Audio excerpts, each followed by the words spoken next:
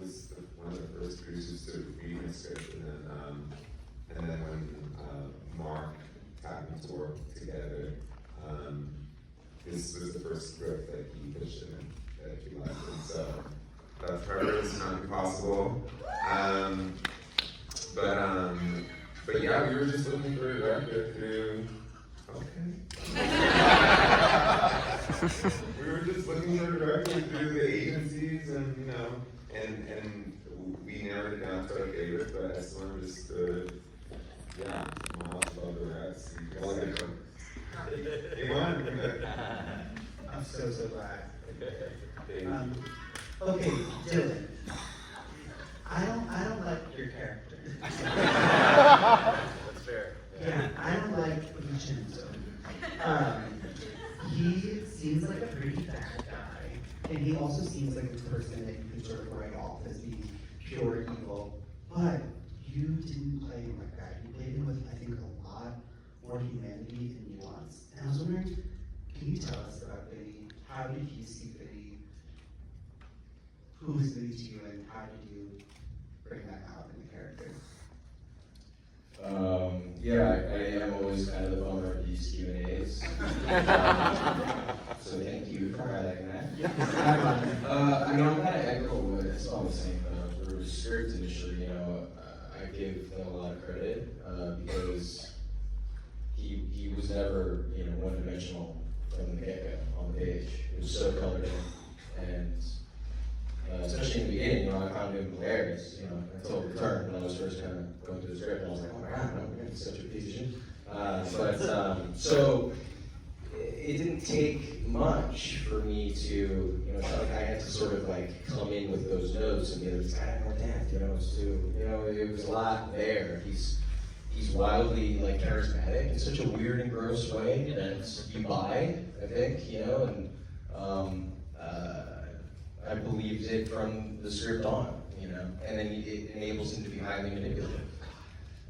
So I hope all that works and that it tracks and you kind of buy, Angel's sort of going along with that journey and believing in it and downing Ponyboi, in that ride. But yeah, it was such a well-crafted piece of material from the get-go that it was quite easy to do my job. Beautiful. Indyia, your scene with Ponyboi.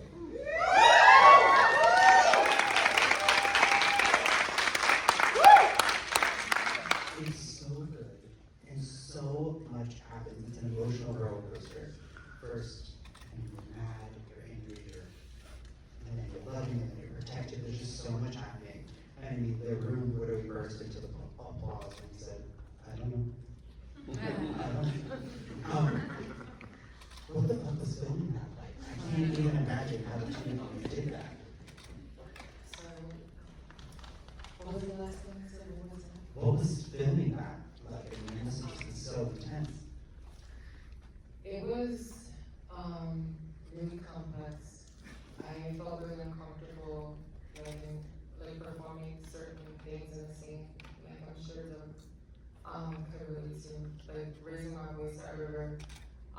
Was really difficult and uncomfortable, and just having to say certain, just having to narrate certain truths for that story was really difficult. And I can imagine the same for you. But I think if it wasn't said, then it wouldn't be true, to a reality. And I think that's why I appreciate Dylan for his work, because it takes a lot of humility to step into a character that isn't you. And I think in that moment, it was really, there was so much. I actually remember working on that scene with River. River invited me. River was so gracious and generous to invite me to write up that scene, to build it out with them. And in it, there was just so much grief. Shared grief that wasn't being held together. These two people who think that they different from each other and, have more right to some resources than the other. And that's wrong. But I think like survival can trick us into thinking that, you know, hoarding things is okay.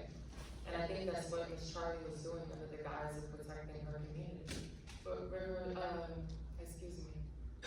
Ponyboi is a part of her community, and that's what Ponyboi got Charlie to understand. And, you know, I think in the current day, you know, we see trans people working really hard to help their intersex counterparts understand how similar we are. And I think in this scene, it was really interesting to see an intersex person, you know, making a case for their humanity to a trans man, you know,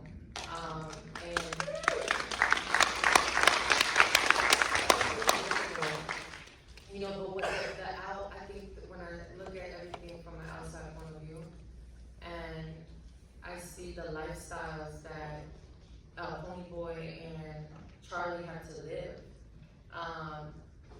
you know, the limitation of that makes me think about what happens to people when they're separated from their parents, when they're separated from their families for whatever reason.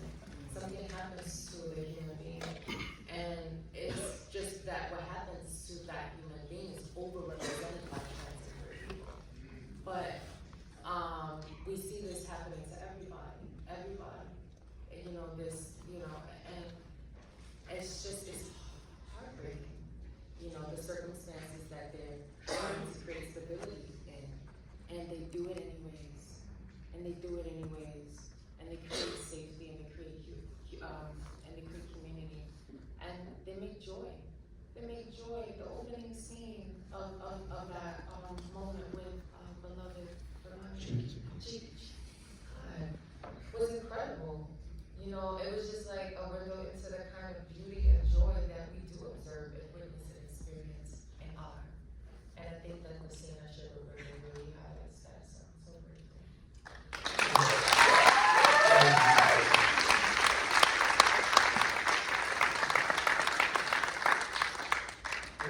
Was that something that was important to you to ensure that a conversation between an intersex person and a trans person happened like that? That content across the shared humanity? Yeah, originally the scene was not working. But I knew that it was at the heart of the movie was a conversation between an intersex / trans questioning person and a trans woman and finding that common ground. And to me, I always knew it was a part of the movie, but it was Indyia actually, when we were working on it together, that she presented this idea of the hierarchy in the trans community of realness and of dehumanizing people when they're not passing and I realized then, I was like, this had to be in the movie, because I think for so many intersex people or gender non-conforming people, we're constantly, Indyia said it best. And so many queer people were all under, the systems of oppression that the patriarchy puts us under, and it forces us to want to be in some type of box. And I think Ponyboi presents a case where, he's undefinable, and it's been the most heartbreaking, and that undefinability was the most heartbreaking part about his life forever, until this one day, until this one conversation with Charlie, that it's like, hey, maybe it's okay that you don't know, and maybe you'll never know, but what makes you you is beyond the unknowingness, because there's so much truth in you just being here right now with that sadness and with that anger. And I'm so grateful to Indyia and, just so many people that have seen my story and seen that, intersex people deserve space and deserve community. And I believe, with the core of my being, that intersex and trans, siblinghood is the road to liberation. It's the new road to queer liberation, especially because we're being attacked. And I don't know, watching the scene today, given, because I haven't seen the movie in a while, and I think that we wrote this in 2022, and now people get to see it in 2025, with all the bullshit that's happening, I'm like, damn, the scene becomes even more, like on the pulse of what we need to be talking about.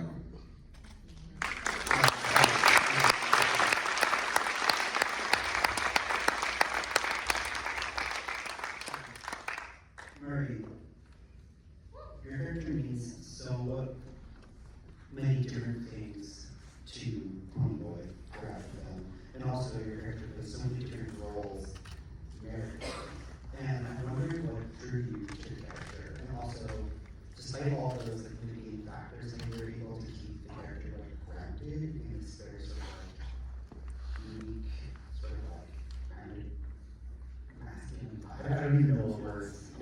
Daddy. Daddy, yeah. So, mitigating factors, how did you remain daddy? I mean, did you have to try that hard? What drew you to the role? I saw the show at Tribeca 6 seasons, yeah, and I really loved it. It really blew me away. I was just, it felt very special and unique to me. The story, I found River so charismatic and just wonderful on screen. So I fell in love with the show, and I felt an affinity with Bruce, because I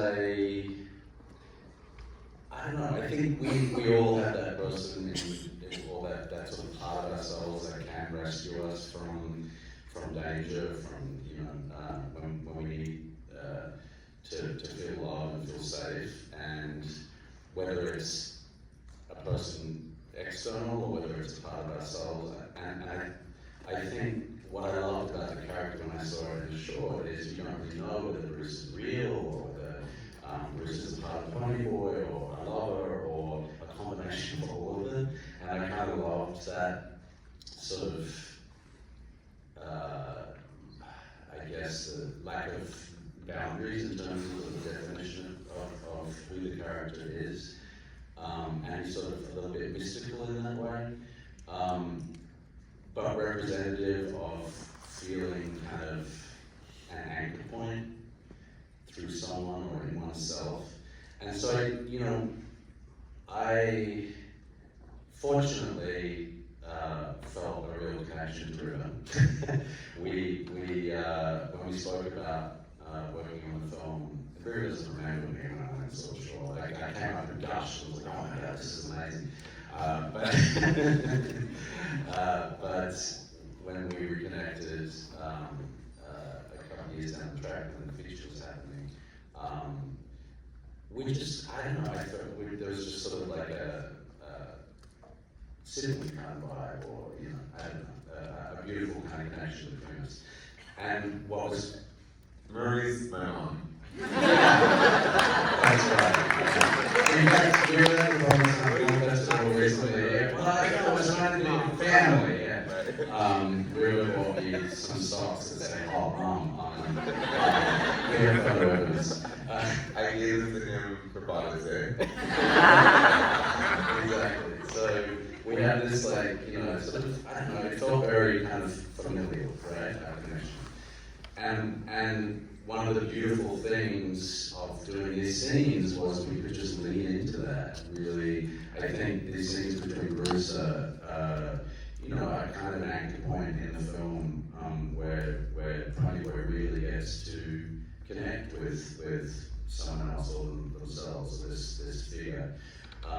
And Esteban's on board and encouraging us to sort of lean into that as well. So it was making those scenes was so beautiful, right? Because it's a lot of the things that you want performing together to be just sort of looking into each other's eyes and really connecting. And I think that's what Bruce is all about, what Bruce represents So yeah, that's kind of what attracted me to the character, and it was a real kind of joy to be able to do that. Thank you, Richard.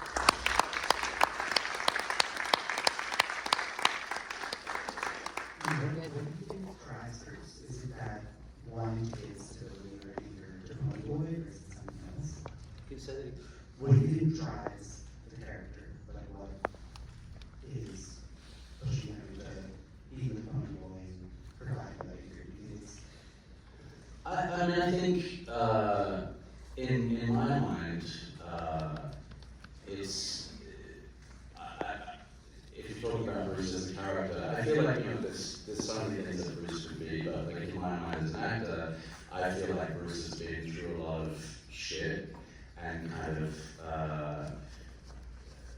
figured out what the important things are, so is able to kind of offer that perspective to other people who are going through shit. I think, Bruce is kind of the reminder that all you have to do is kind of breathe and connect with another human and realize that you can find an anchor point in yourself or in someone else, and that is available somewhere. It may not be in your immediate surroundings, but don't lose hope. Like it's there. It's there in you for sure. But it's there around you, in your doing it. So yeah. Beautifully said. Okay, this is our last question that we have time for. Anybody keep the gear shift? I used to watch Downton Abbey a lot, and whenever they talk about Downton Abbey, they always be like, oh, like the house is its own character, like the castle is its own character. But I really feel like in this movie, New Jersey is a character. I wanted to know about why New Jersey is so important to this film. Why could this film not take place anywhere else than New Jersey? And why did you choose, or did you choose to have New Jersey be such a big part of every minute of the film? I think when I wrote the short film, I was living in LA and feeling kind of homesick, but not even knowing that I was. Because I think I left New Jersey, New York being like, I'm gonna go to Hollywood. And it's gonna be so much better than New Jersey. And then I love LA, I still love LA. But I think at the time I realized like, like some Dorothy shit, like there's no place like home. But there's a humility in that, and there's like something about my moon is in Cancer. Shout out to Cancer, it's Cancer season. Hey. But I think I just have such a strong tie with the and wound also. Clearly saw it with the idea of belonging and of home, and it's something that I'm constantly striving for in my relationships, in my art. Like, what is the meaning of belonging? What is the meaning of home? And so I think a lot of what I was thinking about in Ponyboi was, a person that was really struggling to sort of define his life by familial and home trauma, and what it feels like to sort of be arrested in that trauma and stunted because of it, and which is kind of how I was feeling at the time that I started writing it. And then as I came into being intersex and then being trans and non-binary, realizing that the original trauma is like feeling not belonging to my body, and the home starts in the body, and so feeling like, hey, Snacks. Thank you. But like, there's just this kind of like existential, untangible struggle that I feel like queer and trans people can have a relationship with their body that it's like really hard to make sense of sometimes. And so I think that combined with just how I felt that New Jersey always felt like this place that you're also on the periphery of things, next to New York but not New York, next to the thing that will make your dreams come, the place where your dreams will come true but not there. It's like a very trans state in that way. It's like, you know what I mean? It's sort of like a liminal space. It's like constantly not one thing, but it's in transit to the biggest city and one of the best cities in the world, the best city in the world. Yeah.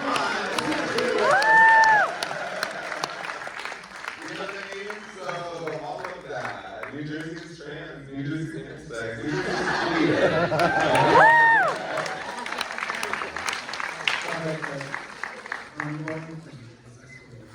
Hey, if you love the movie, go on Letterboxd and give it a review. Yeah.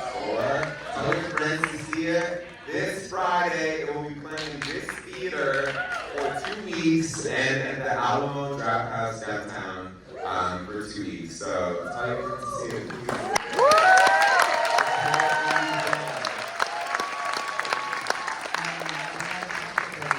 Oh, yeah, and let's go eat some barbecue on the after party.